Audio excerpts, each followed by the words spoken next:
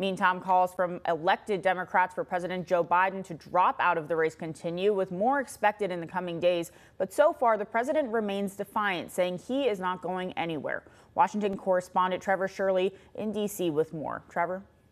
Congress is back in Washington after its July 4th recess, with lawmakers facing questions about the president's fitness to run. The performance on the debate stage, I think, rightfully raised questions among the American people about whether the president has the vigor to defeat Donald Trump. Even last week's ABC News interview did little to quiet skeptical Democrats. I think this week is going to be absolutely critical. I think the president needs to do more. The president, defiant and dug in, says he's not going anywhere. The Lord Almighty came down and said, Joe, get out of the race. I get out of the race. The Lord Almighty's not coming down. But recent polling taken after the debate shows the president narrowing the gap between himself and former President Donald Trump across several swing states.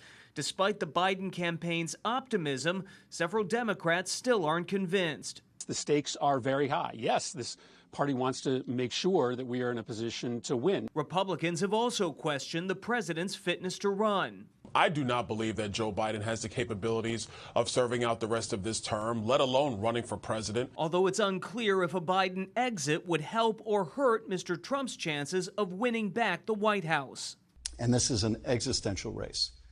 Given Joe Biden's incredible record, given Donald Trump's terrible record, he should be mopping the floor with Donald Trump. Well, that was Trevor Shirley reporting. President Biden sent a letter to congressional Democrats this morning saying he's staying in the race and that it's time to move forward as a unified party.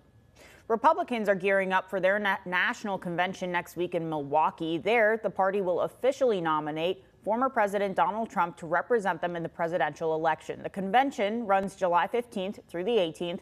The former president has not announced who he will pick as his vice president, but Ohio Republican J.D. Vance is reportedly on his short list. Vance spoke on Meet the Press this weekend and said all the candidates the former president is considering are good options. Whoever his vice president is, he's got a lot of good people he could choose from. It's the policies that worked and the leadership style that worked for the American people. I think we have to bring that back to the White House, and I'm fighting to try to do that. Those other candidates Trump is considering are reportedly North Dakota Governor Doug Burgum and Florida Senator Marco Rubio.